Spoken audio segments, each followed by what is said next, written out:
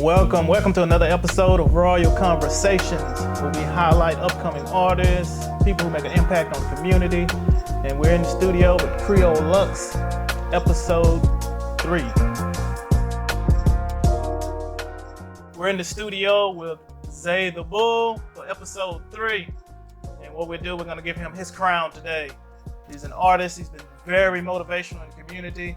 Consistency is what we noticed about him. And we want to make sure we introduce him properly. Zay the Bull.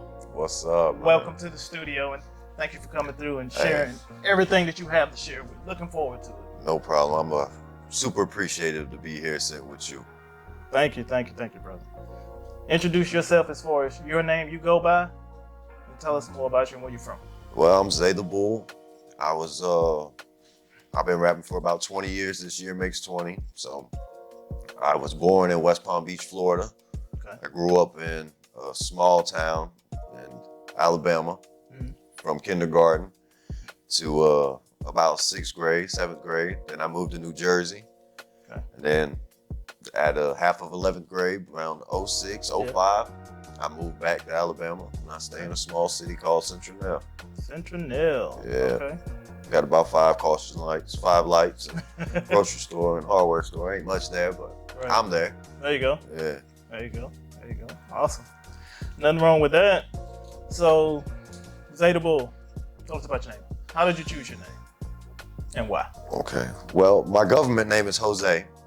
So when I was going to school in New Jersey, everyone just called me Zay. They didn't call me Jose. They just called me Zay. Okay. So my first rap name was Zay. Okay. Well, let me take it back a little bit. There's a Jay-Z song, and he says something about Spanish Jose. Right. And my Panamanian homie was just like, your name's Spanish Jose. And I was like, I don't really like that, man. Right. Just call me Zay. Okay. So this is pre-YouTube, Facebook, all that. So I moved to Alabama. I'm still rapping by the name Zay, right? Zay, okay. But when you Google Zay, you pull up 1,000 people Right. named Zay. So I was like, I gotta be something Right. different. I gotta make sure when they put in my name, I'm the only person that's gonna be there. Okay. So the Bull just came from a song that I wrote, and I said something about El Toro. I said something about El Toro, and then I rhymed it with Zay the Bull, or I can't remember exactly how I worded it, but I just kept having to, I guess I kept hearing it, and I was like, Right. That's my name, Zay the Bull, Zay the Bull. And I also do a lot of mob talk, a lot of mafia. I'm a big, I did Right. papers in college and papers in Right. high school on Al Capone and learn, it's just interesting to me, organized crime. There you go. So may as well keep it going that way. Right. So, and there's a snitch, Sammy the Bull. Yeah. That was a snitch that snitched out one of the families. So I just wanted to put a twist on that and just say, fuck it, Zay the Bull, man. Let's go with it then. Yes, So with music, how'd you get into it, and how long have you been doing it? So 20 years. And I started with poetry first, Okay. writing poems. In New Jersey, it was a big poetry. We had we had a youth center. I lived on Air Force Base. Okay. Okay, so we had a youth center, and they had, I guess, a activity or whatever, poetry activity, and they would get poets to come from Philly and South Jersey, North Jersey, New York, and they would come in there and we'd have a class. They'd be like, y'all go write poems, come back next week when we come, and y'all can do them. Okay. So I did some poems about my father passing and about growing up with illnesses and stuff like that. Right. So, and I went in there and spit my poems. Okay. And the guy was just, older cat. He was just like, man, it's really good. Like, you should keep doing it. You should keep doing it. Awesome. So I was like, okay. So I kept writing poems. All my poems were rhyming, essentially. Right. They were already rhyming. And then the first song I ever wrote, I wrote it about my girlfriend. I wrote her song on some LL stuff. Some LL Cool J. Okay. Yeah, I wrote her a song and gave it to her. I recorded it at a buddy's house. And the rest is history, man. I just didn't stop after that. Okay, that's what made me interested to want to talk to you about that. So as far as albums go, you recording. I know you do a lot. Yep. YouTube is full of all types of consistencies and stuff like that. Right. It's like I say, it was one of the things that drew us to you to want to look into this. So tell us when you recorded your first album, and tell us what the title of it was. The title is The Story of El Toro. This is my first legit album on Spotify, Apple Music, on the digital streaming platforms. I wrote it probably 17, 18. I released it in 19. I worked on it for 3 years, just trying to get it right. Once I found a producer that I was confident in, I just kept writing, kept making music. Right. I was like, it's time to just make an album. There you go. So The Story of El Toro, 16 tracks. My first album dropped in 2019. Awesome. And you're recording yourself. So when you record, we talked earlier and you said you have your own studio. Yep. I've had my own studio. I recorded my album at my own studio too. Okay. So I had the studio since, it wasn't my studio equipment, it was someone else's that was in my house. Right. So I used that, and then they left and I went and got my own equipment. Okay. But I recorded The Story of El Toro there. I recorded my compilation album, The Mob, there with 5 artists, Classic, Jacoby, my boy Bates. They're sliding across that car right there. Yeah. And myself, and we had DJ October host that. Shout out to DJ October. That's my guy. Okay. And man, that was 19. I released that the same year as Story El Toro. Okay. El Toro. El Bull. Yeah, the bull. El Toro, the Bull. Okay. Awesome. Awesome. Tell us about your expertise and life experiences with let's talk about the business aspect of this, because with your consistency and how you structure your music and your lyrics. Right. Tell us about how you structure that.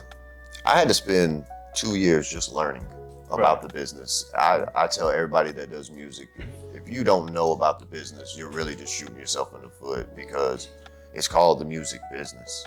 Right. You know what I mean? Right. Like, you gotta know what's going on, how to do it. Paperwork, there's tons of stuff. There's so much stuff that you gotta do. You should just hire someone to do it. Right. Someone could just start a business like that, like just doing paperwork for people. And so I spent a year, 2 years just learning about what I needed to do, how was it correct, because prior to my first album, I was just jacking beats and just making songs, writing and jacking beats. Right. I wasn't worried about no royalty check. I wasn't worried about getting paid for it. Right. That's still not my driving motivation. Right. Money's not my driving motivation. Like, I want to get paid for it, but that's not why I do it. I do it because I love it. Passion.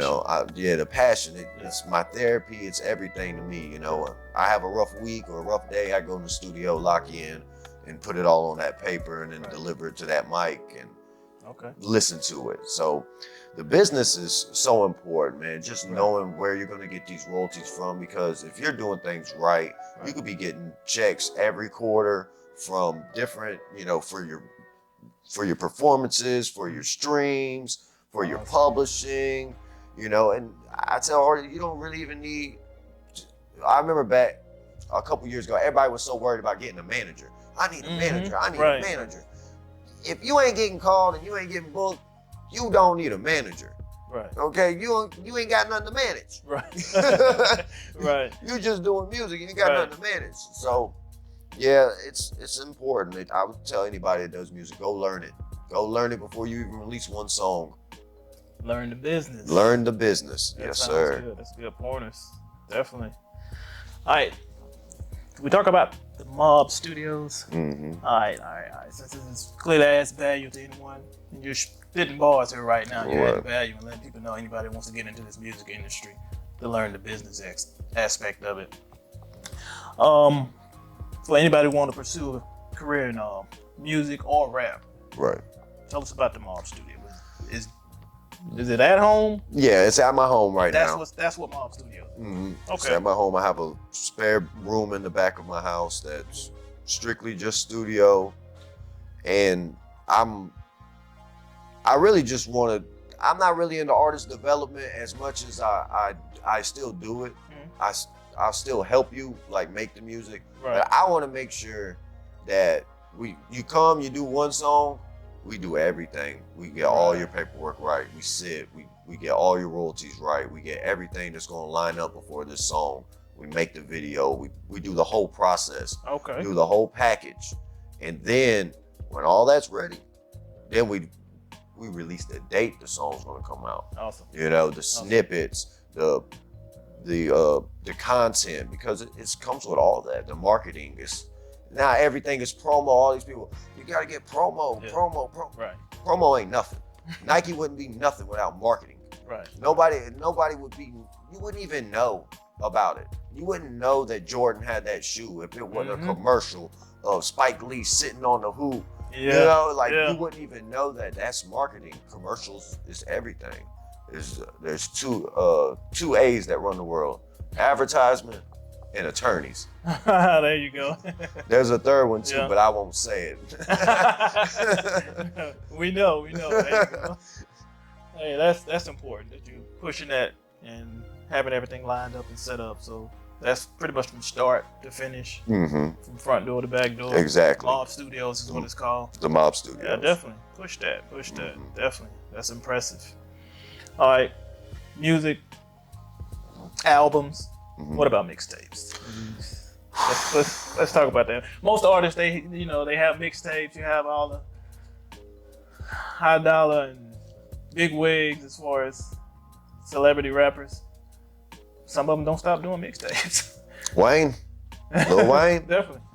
I came from the mixtape era. Okay. I came from that. That's what we used to listen to. We wasn't worried about your album too much. We was worried about that mixtape. Once the mixtape come in, G-Unit mixtapes, Dipset, Lil Wayne mixtapes, Drought. I just was so inspired, you know, and I had tons of music. Okay. And the thing about just jacking beats from YouTube, if you don't own the beat, you can't release it. You can't get paid for it. Right. So now I'm sitting on 250, 300 songs that I can't do nothing with other than let my fans hear it. Okay. You know? That's where the mixtape comes. This is where my mixtapes come Gotcha. I released mixtapes this year, excuse me. Okay. I released 2 mixtapes this year, Kicking Knowledge Part 2, Life of the Bull Part 2. Those are sequels to mixtapes that came out in 2015, 2016, 2017, all those years I was releasing mixtapes. I have 14 mixtapes out right now. My first mixtape ever I made was in New Jersey as a young boy. And those don't count. They're not even in my song stash. Really? Like, that's just something for, it's still on CD. It's still on the disc. So it's just in my collection of music stuff. But my first real mixtape was called Kicking Knowledge. All right. And I did that with Mr. Allgood and a good friend of mine named Bates. Okay. We 2 separate studios recorded. It had 18, 19 songs on it, but that was my first, as I was taking it serious, mixtape. And then I went on a little bit, didn't really drop much. I was just compiling my music, getting it all together. Okay. Not really business at this point. I'm just making music, getting better. There you go. To a quick touch on something.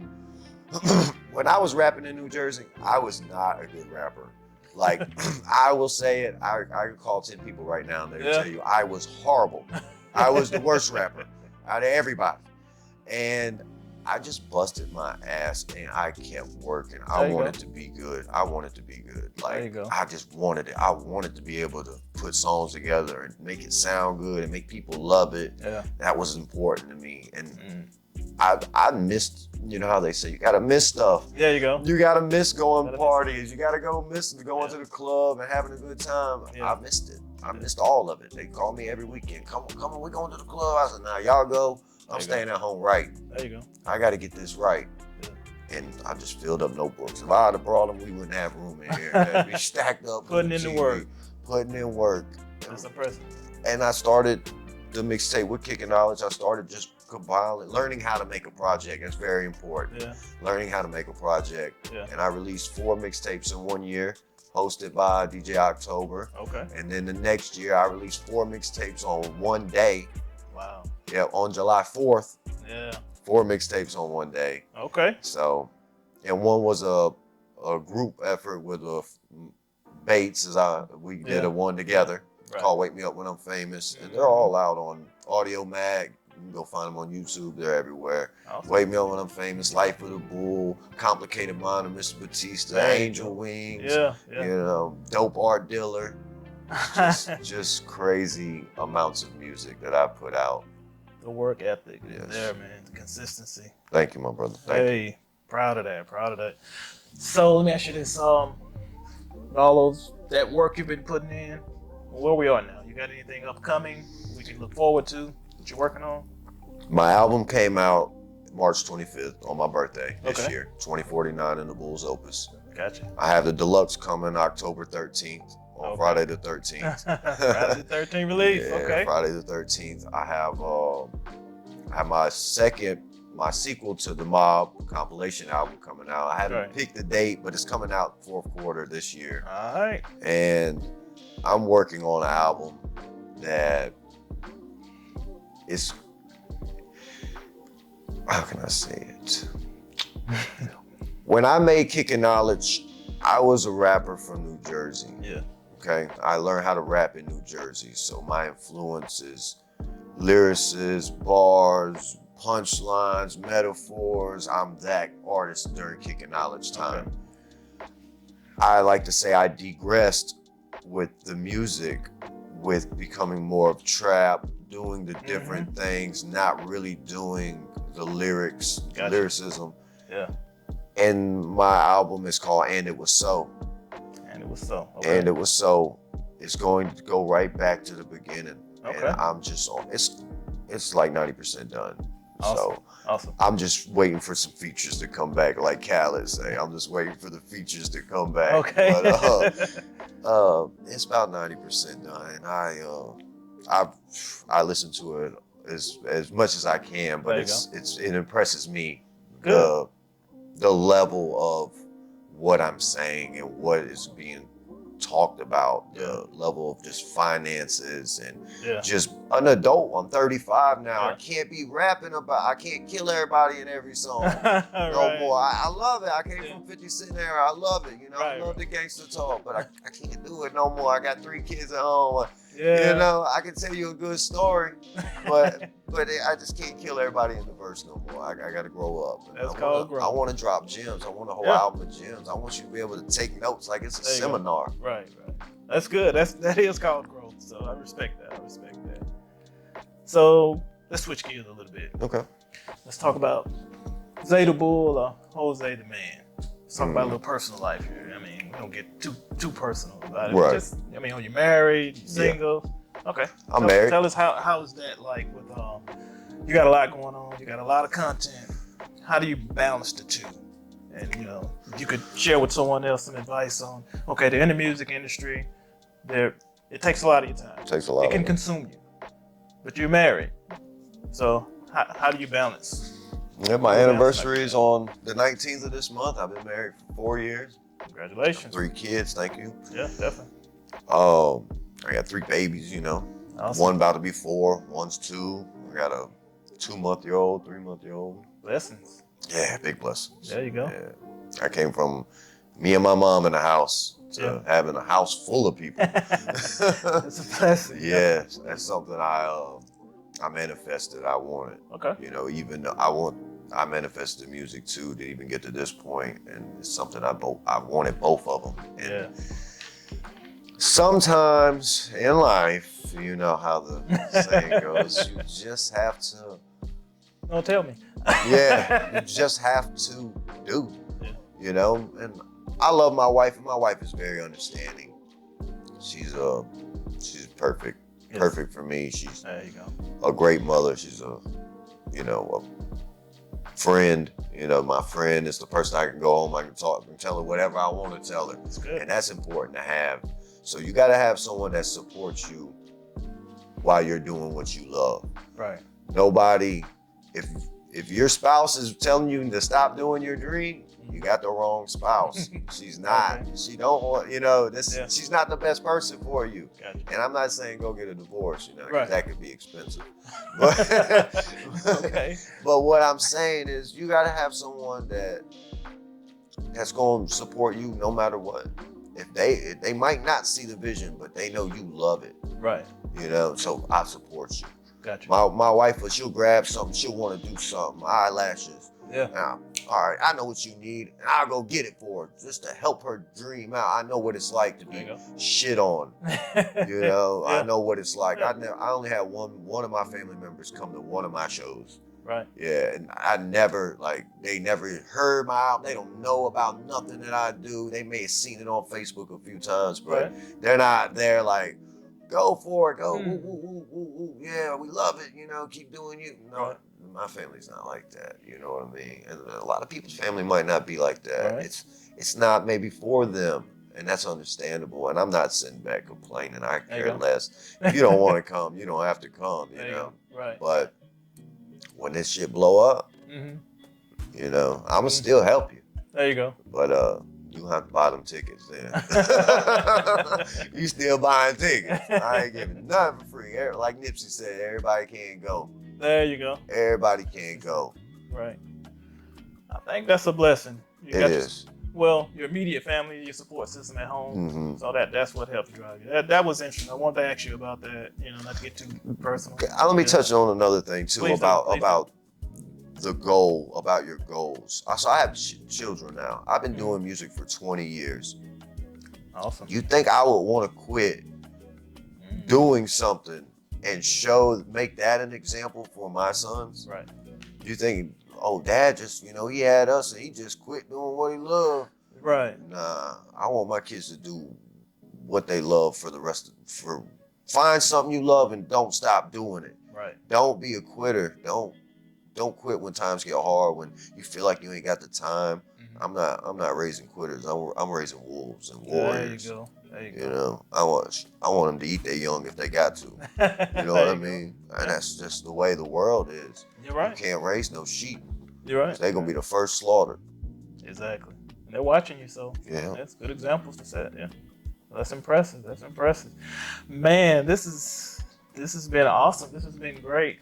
We just want to commend you, what you're doing for the community, man, and your music consistency. I can't mention it enough, man. And just want to give you your crown. Thank you, my brother. A lot of people say you want to give you your flowers. Here at Creole Luxe, we want to give you your crown. Giving crowns out. We're giving out crowns. I like because, that. you know, hey, this is royalty. We have a royal conversation. We want to give you a crown. So that's what we want to do today. So let me ask you another question here. As far as if somebody wanted to reach out to you for Mob Studios and stuff like that, to get in touch with you, I know you're on a lot of platforms, but kind of give them the plug, how to get in contact you, all your platforms, so that they can reach you. The best way to reach me is through email. That's the most professional way if Okay. you want to reach someone. If you can, everybody has their email in their bio on social media. Right. So it's zaythebullbooking at gmail.com. ZAYTHEBULL booking BOOKING at gmail.com. You can reach me on Instagram Don_ZayTheBull. Awesome. Jose Bautista on Facebook. You can like my page, and like I always tell everybody, you could Google me, Zay the Bull. Just Google. I'm the only one on there for 4 or 5 pages. I'm the only one. So you'll find me somewhere. Okay. Yeah, but if you want to reach out, you want to book a session, you want to come out, do some consultations, I'm available to book you whenever you're ready and help you. But you got to come on it. There you go. You got to come on it. There you go. Don't come, Jose's just going to do everything for me. Zay going to do everything. No. There you go. I'm not. You're going to have to meet me halfway. There you go. You can't help nobody. Ain't going to help themselves. I agree.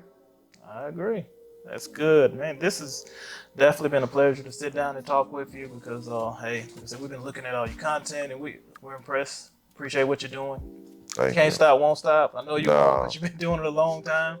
So I want to convert it. I want to change it to, you know, I'll still rap forever. You know, I'll still do music forever, but maybe not release albums as frequently as I do now. But I really would like to take my time and, you know, I've been doing it for a while and build a record label. Okay. I really want to get some partners, some people that believe in this culture as much as I do, and build a whole record label and just be CEO. Nice. I don't have to rap no more. Nice. You know, nice. I can only rap when I want to. There you go. You know, but that's the real goal right there. Is record label. Okay. Mob Records. Yeah. Mob Records. There you go. Keep sticking to it. I can see it. You have our full support. Thank you. Definitely.